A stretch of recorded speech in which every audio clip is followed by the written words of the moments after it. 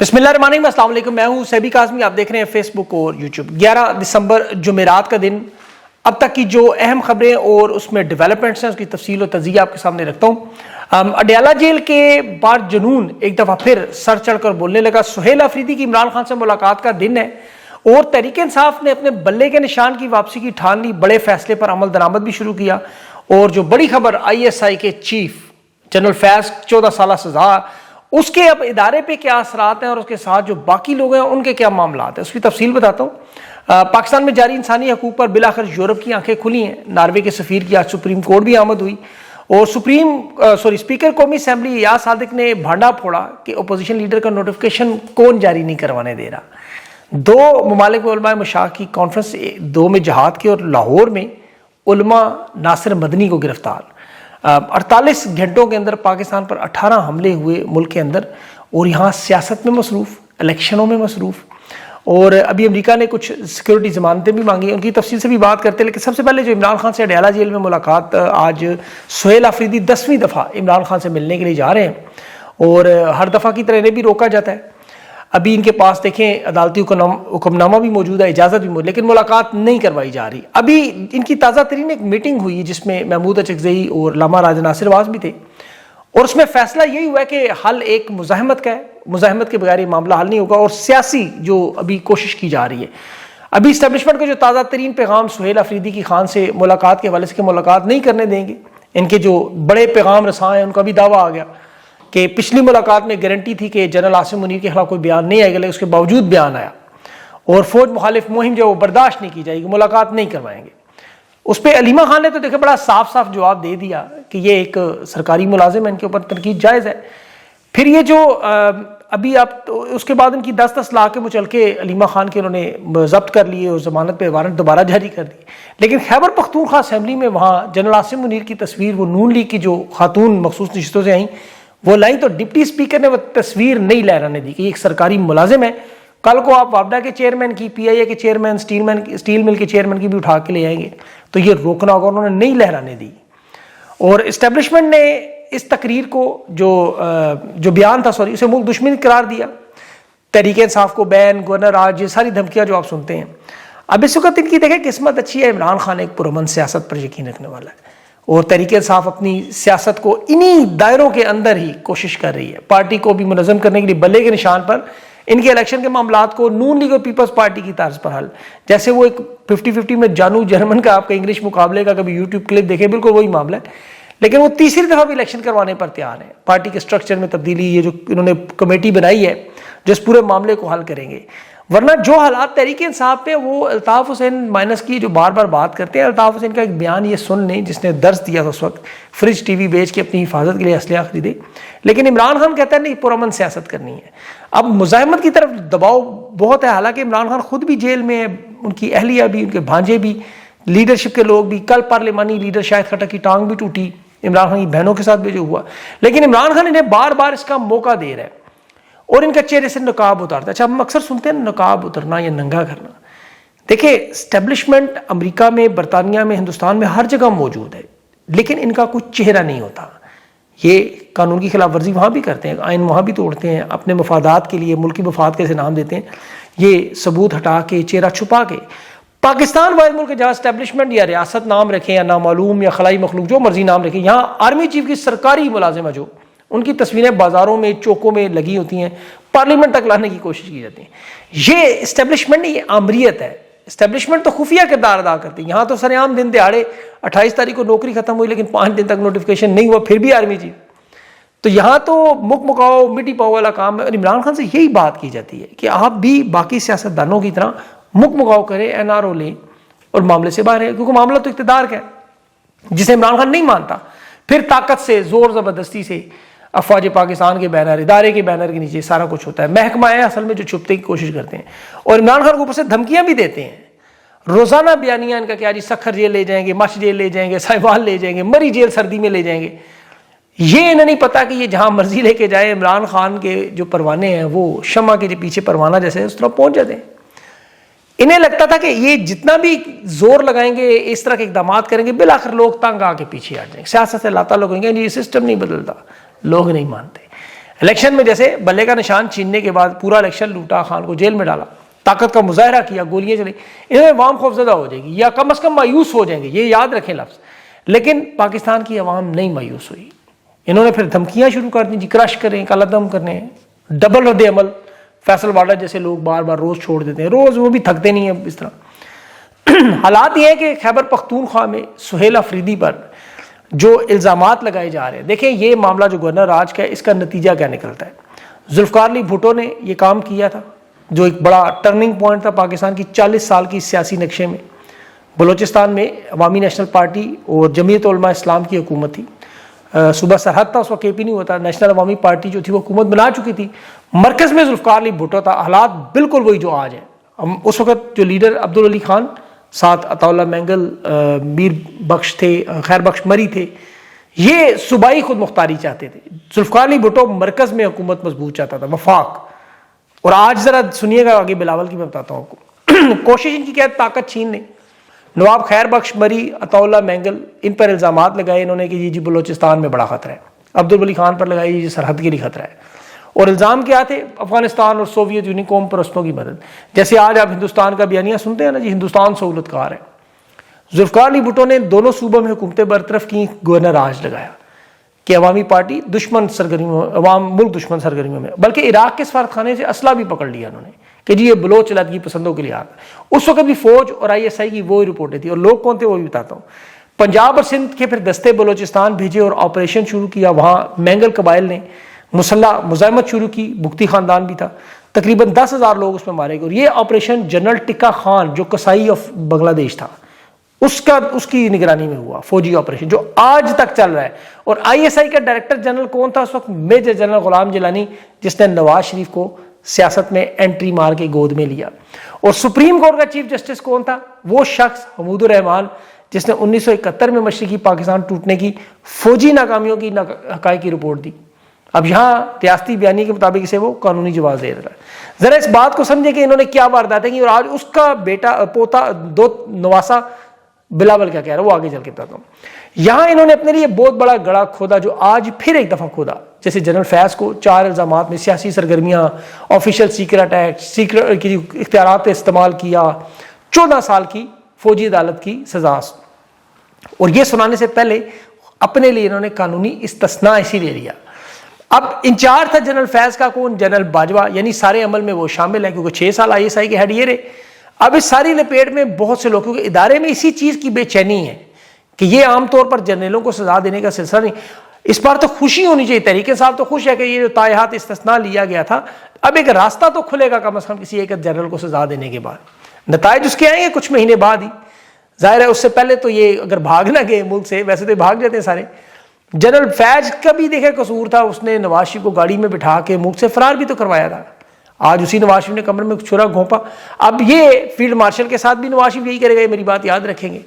انہیں بہرحال ابھی اپیل کا حق ہے، پتہ نہیں اپیل میں شاید چھوڑ ہی نہ دیں کیونکہ پہلے بھی پینشن ضبط کرتے تھے اور اس کے بعد اپیل میں چھوڑ دیتے تھے. لیکن اس کے اثرات آپ کو ضرور نظر آئیں گے کیونکہ سیاسی صورتحال میں جو میں نے ابھی بھٹو کی مثال دی، پیپلز پارٹی آج 28ویں ترمیم پہ صوبوں کی تقسیم پہ اعلان کر رہی ہے کہ یہ قومی استحکام کو خطرے میں. ذرا تاریخ کو بدلتا دیکھیں کیونکہ کراچی کو صوبہ بنانے کا اعلان کیا گیا تو پیپلز پارٹی اب مجبور ہو کے تحریک انصاف کے جڑنے کی بات بھی کر رہی ہے. انہیں اس وقت یقین نہیں ہے کہ خان انہیں معاف کر کے ہاتھ میں لائے گا. اسی لیے محمود اچکزئی جو کوشش کر رہے ہیں کیونکہ جو ملکی حالات ہے اس وقت پاکستان کے اور حکومت کے، یہ یقین کریں ایک عوامی احتجاج اور ایک لانگ مارچ کی اب صرف دھکے کی مار ہے. میں آپ کو اس کا دلیل اور ثبوت سے دیتا ہوں. جو حالات اس وقت پاکستان کے بن چکے ہیں، آپ صرف پچھلے 24 سے 48 گھنٹوں کی امن و امان کے حوالے سے صورتحال دیکھیں. کالعدم تنظیموں کی پاکستان کے حملوں میں 18 حملے ہوئے ہیں، 18 حملے، 12 سے زیادہ اس میں فوجی سیکیورٹی اہلکار مارے گئے، 5 زخمی، سیکیورٹی آلات اور تنصیبات کو بھی نقصان اور کالعدم تنظیموں کو بھی ٹھیک ٹھاک نقصان، کو بھی 25 مارے گئے. اب یہ ایک روٹین بن چکی ہے. یہاں اوسطاً 3 سے 5 شہری یا سیکیورٹی اہلکار تقریباً روزانہ جو ہے وہ شہید ہو رہے ہیں. بلوچستان سب سے بڑا فلیش پوائنٹ ہے. یہاں 5 مہینوں میں تقریباً 150 سے زیادہ حملے ہو چکے ہیں، FC پر، تعمیراتی پروجیکٹس پر، وہاں سیکیورٹی اداروں پر، کانکنی کے منصوبوں پر. مشرقی بلوچستان خاص طور پر جہاں سونے اور معدنیات کے ذخائر وہاں حملے ہو رہے ہیں. ٹوٹل حملے KP کے سارے ملائے تو 500 سے زیادہ حملے ہو چکے ہیں. جس میں 250-300 سے زیادہ پولیس سیکورٹی والے جو مارے گئے. اب آپ پاکستان کی تاریخ میں دونوں صوبوں میں یہ حالات دیکھیں کہ یہاں مسلح بغاوت کا ماحول بنا ہوا ہے. شمالی وزیرستان، باجوڑ، خیبر، ڈی آئی خان، وہاں کے حالات آپ کو پتہ ہے. ابھی فیصل آباد، پنڈی، لاہور میں 15 حساس مقامات پر بڑی دہشت گردی کوششیں جو وہ ناکام ہوئی ہیں، ورنہ خدا نخواستہ کامیاب ہوتی تو سوچے کس لیول پر یہ تباہی ہوتی. لیکن خدا نخواستہ یہ ہوگا تو ضرور لگے میں وہ کالا دن تنظیموں کے لوگ. پاکستان کے جو حالات ہیں اس میں دیکھیں، آپ کو بغیر کوئی لمبی چوڑی فگرز بتائے میں ایک آسان طریقے سے بتاؤں. پاسپورٹ، یہ جو سفری ڈاکومنٹ آپ کو بظاہر نظر آتا ہے، اسی سے اندازہ ہوتا ہے کہ کسی ملک کے اندر استحکام، معیشت، وہاں کی گورننس، اعتماد، یہ اس کا آئینہ ہوتا ہے پاسپورٹ. اسے ملک کی عزت اسی لیے کہتے ہیں. پاکستان کے پاسپورٹ کو دنیا کیا سمجھتی ہے، ملک پر کتنا اعتماد کرتی ہے، ریاست کتنی مستحکم ہے، معاشی حالات کیا ہے، عالمی حالات کیا ہے، جمہوریت، انسانی حقوق، یہ ساری چیزیں آپ پاسپورٹ سے دیکھتے ہیں. مطلب تعلیم، صحت، خوشحالی سمیت کہ یہ کتنا مضبوط ملک ہے انٹرنیشنل معیشت میں، مارکیٹ میں. دنیا سرمایہ کار تب بھروسہ کرتے ہیں کہ امن و امان ہے، زندگی آسان ہوگی. ان کے شہریوں کے پاس نوکری ہے، کاروبار ہے، بے روزگاری نہیں ہے، بھوک نہیں ہے، خانہ جنگی نہیں ہے. یہاں کے لوگ ملک چھوڑ کر بھاگیں گے نہیں. آپ اس کی مثال سنگاپور کی دیکھیں، جاپان ہے، امریکہ، برطانیہ، آسٹریلیا، کینیڈا. ان کے پاسپورٹ کی اسی لیے ویلیو کہ لوگ یہاں سے اپنا ملک چھوڑ کے نہیں جائیں گے.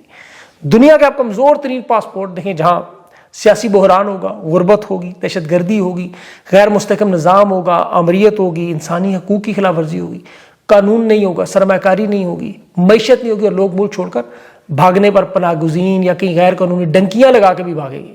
ملک میں چونکہ روزگار نہیں ہے، بھوک ہے، یا وہ ویسے ہی ان کی زندگی کسی کی گاڑی کے نیچے آ گئے، کسی گولی کے آگے مارے گئے، پولیس بھی نہیں تو اٹھا کے لے جائے گی. اب آپ دنیا کے وہ ممالک ذرا اٹھا کے دیکھیں جہاں سب سے خطرناک معاملہ ہے، جہاں جنگ لگ جائے لوگ اس ملک کو چھوڑ کے بھاگتے ہیں، ظاہر جان بچانی ہے. اس وقت دنیا میں 3 جنگیں، فلسطین میں، یوکرین میں اور یمن میں. یہ تینوں ممالک کے پاسپورٹ پاکستان سے طاقتور ہیں، اندازہ کریں. اور دنیا میں سب سے خطرناک آمریت کے حوالے سے جو ملک ہے وہ شمالی کوریا، اس کا پاسپورٹ بھی پاکستان سے بہتر ہے. پھر افریقہ کا ملک ہے ایریٹریا، وہاں شمالی کوریا اسے افریقہ کہا جاتا ہے، اس کا پاسپورٹ بھی پاکستان سے مضبوط. نیچے کون سے ملک رہ گئے؟ عراق اور لیبیا. اب آپ ذرا اندازہ کر، یہ افغانستان برابر ہی ہے تقریباً. اور پاکستان میں کوئی جنگ نہیں ہو رہی، کسی ملک کے ساتھ کوئی جنگ نہیں ہے. اور آرمی چیف یہاں کیا کہہ رہے تھے کہ ہم دشمن کو چھپ کے نہیں، للکار کے مارتے ہیں. للکار کے مارنے کے لیے نہ خوراک ہے نہ پانی ہے، دونوں کا شارٹیج ہے. معیشت IMF کی آج کس نہ ملے دیوالیہ ہو جائیں گے. سرمایہ کاری زیرو گروتھ پہ، کرنٹ اکاؤنٹ خسارے میں، ایکسپورٹس پر پابندیاں ہیں، سندیں ساری بند. 60 لاکھ لوگ 3 سالوں میں ملک سے چھوڑ گئے، اب پکڑ پکڑ کے روکنے پڑتے ہیں. اب اس معاشی تباہی کے دہانے پر کہ دنیا ویزا نہیں دیتی، دنیا بھر میں امیگریشن کاؤنٹر ہی سب پاسپورٹ کے لگ کر دیتے. وہ وجہ انسانی حقوق کی زیادتی یہاں ہو رہی ہے، اور لوگ اپنی جانیں بچا. آپ دیکھیں عراق اور شام میں زائرین زیارات کے لیے جاتے ہیں، وہ واپس نہیں آتے. مکہ مدینہ عمرے کے لیے کوئی چلا جائے وہ واپس نہیں آتے. 60,000 سے زیادہ لوگ جو وہ عراق میں اس وقت موجود ہیں، نہیں آ رہے واپس. حالانکہ وہاں خانہ جنگی بھی ہے، سول وار بھی ہے. لیکن پاکستان کے لوگوں کو لگتا ہے کہ یہاں عراق کے حالات بہتر ہیں، افریقہ کے ممالک بہتر ہیں، یہاں سے بس نکل جائے کسی طرح. اور اس کی وجہ اس کے ذمہ دار ہے. میں بہت بڑی بات کر رہا ہوں. دیکھیں یہ جو ڈونلڈ ٹرمپ، مغرب اور یورپ نے پاکستان کے ساتھ جو بدترین سلوک کیا، یہ بدترین سلوک کیا تھا کہ انہوں نے فیلڈ مارشل جی شہباز شریف کی حکومت، ان کی حمایت کی، ان کو سامنے لے. لیکن در پردہ یہ ہندوستان کی حمایت تھی. یہ ملک میں جو تباہی اور بربادی مچائی گئی ہے، لوگوں کو مسلط کیا گیا، انہوں نے اس ملک کی ایسی کی تیسی کی کہ ہندوستان کو سارا فائدہ ہو رہا ہے. ان کی پالیسیوں سے سارے سرمایہ کار بھاگ کے کہاں جا رہے ہیں؟ آپ جتنی غیر ملکی کمپنیاں اٹھا کے دیکھ لیں، مائکروسافٹ ہو، گوگل ہو، IBM ہو، یہ اربوں کی سرمایہ کاری، امیزون وغیرہ ٹیکنالوجی لے کے کہاں جا رہے ہیں؟ ہندوستان. کیونکہ پاکستان میں تباہی بربادی ایسی مچی. ان لوگوں کو اسی لیے لایا گیا کہ تباہی اور بربادی کریں. انسانی حقوق کے حوالے سے ساری دنیا کو، ان اداروں کو بار بار بتایا جاتا ہے، دیکھیں جی وہاں بڑا ظلم ہو رہا ہے، ان ظالموں نے تباہی، ان کی حمایت نہ کریں، یا کم از کم کی حمایت سے پیچھے ہٹ جائیں.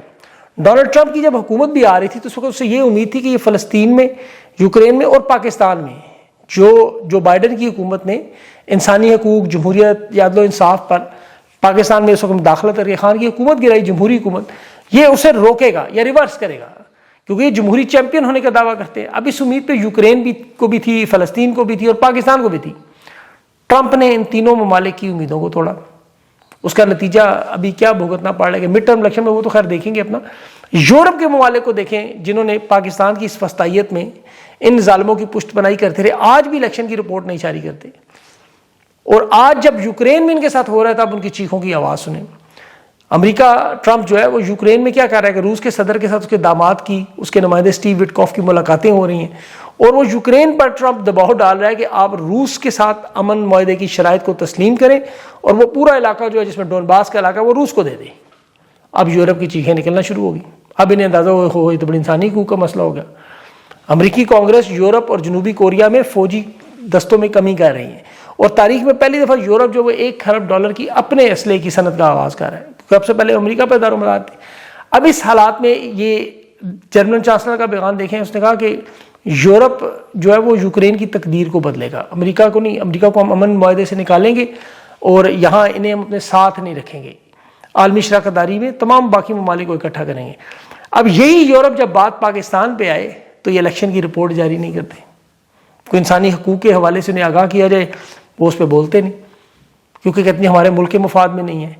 یہ تو اوورسیز پاکستانیوں کی جو کمپین چلتی رہی پوری دنیا میں، پارلیمنٹس میں وہ دباؤ ڈالتے رہے، تو یہ مجبور ہوئے۔ آج ان کا جو نمائندہ ناروے کے سفیر ایمان مزاری کے کیس میں سپریم کورٹ پہنچ گیا کہ اس کیس کو دیکھنا چاہتے ہیں۔ یہ بہت بڑی جیت ہے اس حوالے سے کہ چلیں ان کی آنکھ تو کھل گئی، انسانی حقوق کی زیادتی پر کم از کم ایمان مزاری کے لیے بول پڑے، بولے تو۔ اب ایمان مزاری ان کے خاوند ہادی علی چٹھا پر آپ کو پتہ ہے بے بنیاد جھوٹا پیکا کا کیس ہے، جو انسانی حقوق پر وہ پختونوں پر، بلوچستان کے لوگوں پر، پاکستانیوں پر جو مظالم ہے اس کی آواز بنتی ہیں۔ ناروے کے یہ سفیر آگے، لیکن میں سوچ رہا تھا کہ یورپی یونین ہو یا امریکی برطانوی ہو، یہ کسی ماڑے موٹے صحافی کے لیے نہیں آتے۔ عمران ریاض پاکستان کی تاریخ میں سب سے بڑا ظلم برداشت کرتا رہا، ارشد شریف پاکستان کی تاریخ میں شہید ہو گیا، لیکن نہ برطانیہ، نہ امریکہ، نہ یورپی یونین کوئی نہیں آیا۔ اغوا پاکستانی صحافی ہوتے رہے، جلا وطن ہوتے رہے، مسنگ پرسن بناتے رہے، لیکن ان کی طرف سے کبھی ان کے سفیر نہیں آئے عدالتوں میں۔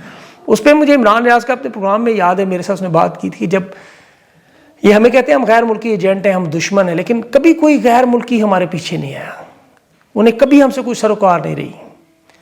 میں یہ نہیں کہہ رہا کہ خدا نخواستہ ایمان مزاری ان کی کوئی ایجنٹ ہے یا ان کا کوئی ساس ہے، وہ ایک زبردست مظلوموں کی آواز ہے، لیکن یہ سچ ہے کہ چاہے ایمان مزاری ہوں یا ڈکی بھائی ہوں، رجب بھٹ، ان کے لیے بگ برادر آ جاتے ہیں، ان کے لیے ناروے کے سفیر، لیکن سہراب برکت ہو، آغا شیخ سرور ہوں، عمران ریاض، ان کے لیے کوئی نہیں آتا۔